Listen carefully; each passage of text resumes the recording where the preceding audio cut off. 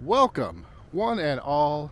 Welcome to my brand new channel, IOM Entertainment, Ides of March Entertainment.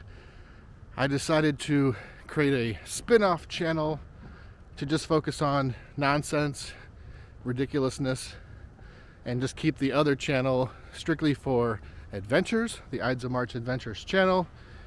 If you're watching this channel and you're not subscribed to that one, go subscribe to that one. That one's got like 1,200 videos or something, I don't know.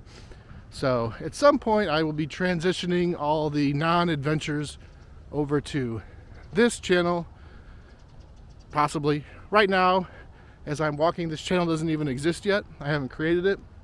It has 0 subscribers. So if you go ahead and subscribe, that would make me happy. I don't know if I should use the word entertainment. This might not be entertaining at all. In fact, I know it's not entertaining because I'm making the video, but I'm trying. This is an experiment.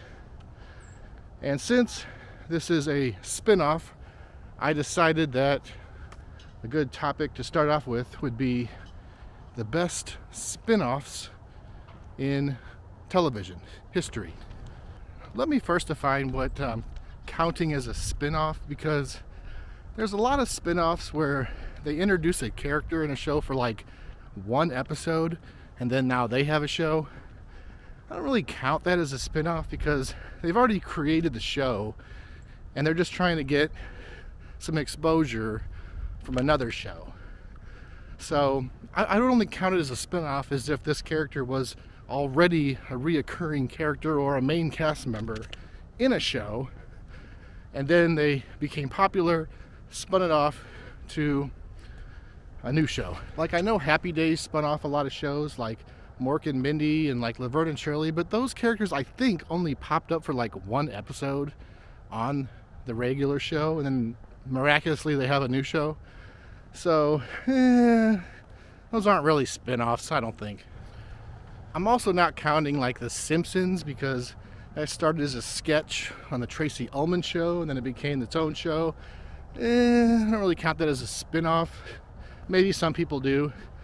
I'm also not counting like Young Sheldon or House of the Dragon, where it's a spin-off but it's like a completely different set of characters, or it's in a different timeline,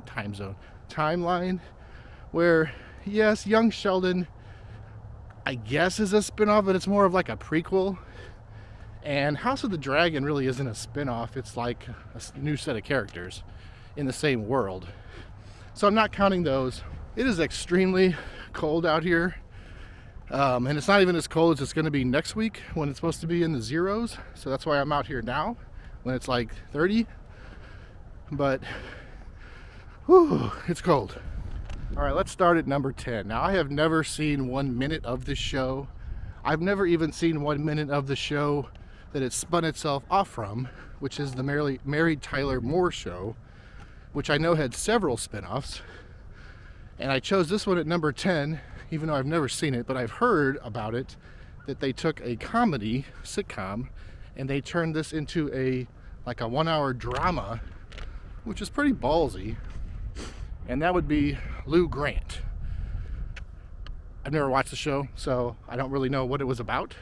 I know there was a Lou Grant character in the Mary Tyler Moore Show. Was he some kind of detective? I don't even know. I have no idea what this was about.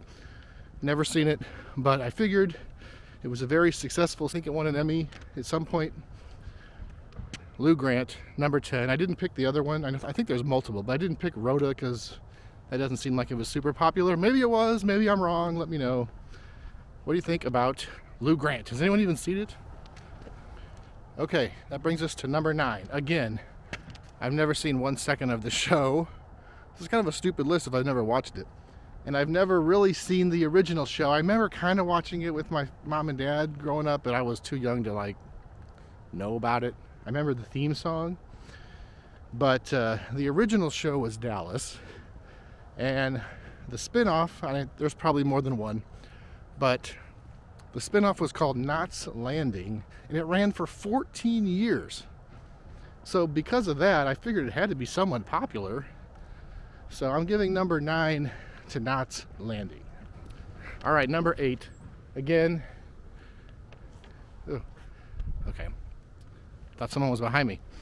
Number 8, again, this is a show I've never watched, but I have watched the original show, which was the Andy Griffith Show. It spun off one of its goofy characters, Gomer, and he had his own show, Gomer Pyle, where he went off to the military. Never seen the show. I have seen Andy Griffith a few times. You know, I don't consider myself any kind of fan of it, but I've watched episodes of that. You know, the wholesome Andy Griffith Show. But did Gomer ever return back to the show? I assume he had to at some point as, you know, a cameo or something. But I'm going to give that number 8, Gomer Pyle. Number 7, I'm lumping all these together because I don't even really understand these. These are all the number 1 show is probably going to be CSI, NCIS, what else we got? Law and Order. Law and Order SVU, I think, has been on since like the early 40s. So that'd probably be the main number 7, but I know there's like NCIS, Toledo, Ohio, and, you know, whatever. CSI, Portland, Oregon. I don't know. There's 1,000 of these shows. They all seem to be somewhat popular at some point, but I think SVU is the most popular because it's been on forever. So I'm kind of lumping on those all together, but mainly SVU. Never watched it though, ever. Okay, now we're getting into some shows I've actually seen. Number 6. This was one of the highlights of TGIF on ABC in the 90s. We're talking about Family Matters, the show that made Steve Urkel a household name. It was spun off from Perfect Strangers, which I was also a big fan of, so I've seen both shows, many episodes of each. I know Family Matters was good for about 4 or 5 years, then it kind of ran its course and it just kind of dragged on for the last several years. They put Steve in some ridiculous like chamber where he became like other people. I mean, talk about jumping the shark. But I thought Perfect Strangers was hilarious, and then they spun off Harriet, which was I wouldn't say a main character, but she was a character in the show, and they gave her her own show with her family. Family Matters. All right, number 5. I love this show. It's probably my favorite goofy show of the 70s. Good Times. It was spun off of Maude, which I've never seen, but I know Florida, the mom in Good Times, worked for Maude, and Maude apparently was spun off of All in the Family, which I have seen episodes of. So, and I think All the Family is going to play a part in this list in a minute, but Good Times was so hysterical. I wish they wouldn't have killed off James, the dad. I know he wanted off the show. It wasn't really the same after he left, but man, temporary layoffs, easy credit ripoffs, scratching and surviving, hanging in a chow line. Ain't we lucky we got him? Good Times. All right, number 4, another banger. I don't think that's the right word of use of banger, but we had Different Strokes, which was a great show. The first season had Mrs. Garrett, which was the housekeeper. And then I think after a season, they were like, get your own show. And they gave her Facts of Life.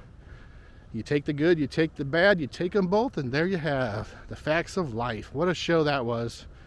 Fantastic show of the 80s. I think it started in like 79 maybe. But the 80s,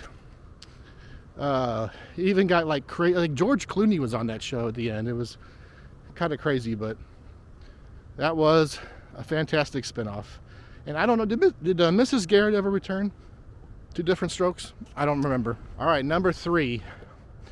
One of my favorite shows of all time, and it probably will always be in the top 5 forever, was Breaking Bad, which was unbelievable. And they spun it off with his crazy lawyer. I don't know what he was. He was like a lawyer and con artist, Saul. And they gave him Better Call Saul. Now, I watched the first season. It was kind of And I know is there 5 seasons? I just never got back to it. I know it won tons of awards. Everyone loves it. I need to get back on the Better Call Saul wagon. But Breaking Bad was just so incredible, it was almost impossible to follow that up. And apparently they did a pretty good job because everyone seems to love that show. All right, number 2. I already said All in the Family, one of the classic sitcoms of the 70s. I think this was it his neighbor, George Jefferson? I think he popped up and there was a lot of, racial banter between the two, and then they decided to give Sherman Hemsley his own show, The Jeffersons, and that ran for like 10 years or so. Hysterical show, The Jeffersons. I remember watching it. It has one of the best theme songs of all time, Moving On Up. So I need to go back and rewatch some of those because, man, those were so funny. They finally got a piece of the pie. The Jeffersons. And number 1 is the spin-off of all spin-offs. Did not think this would work.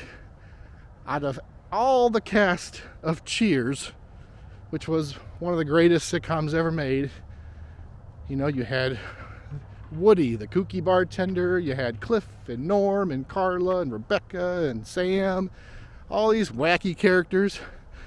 And they gave a spin-off to kind of the most boring one. I mean, he was funny, but kind of the least likely, I would think, to have a spin-off, which was Frasier. And oh my God, what a hysterical show that was. Frasier Crane, he moved to Seattle.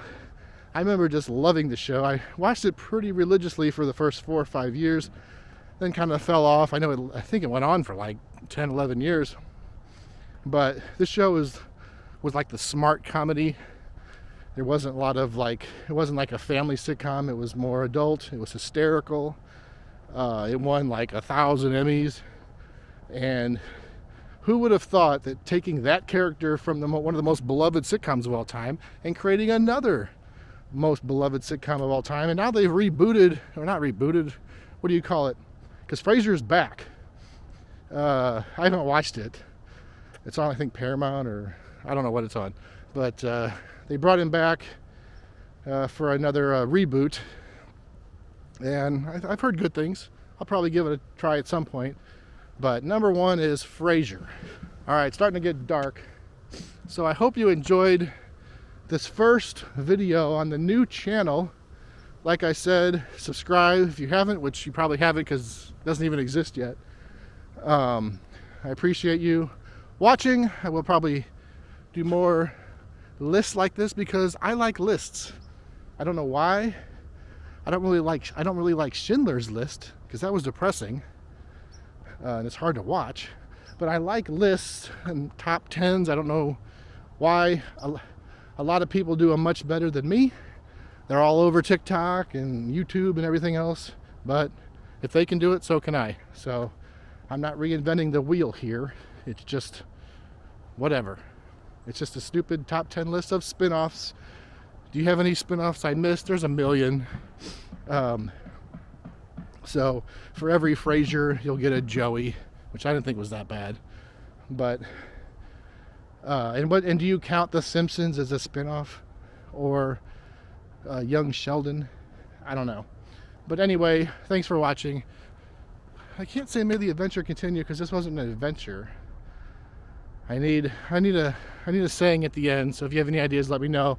But until the next video, goodbye.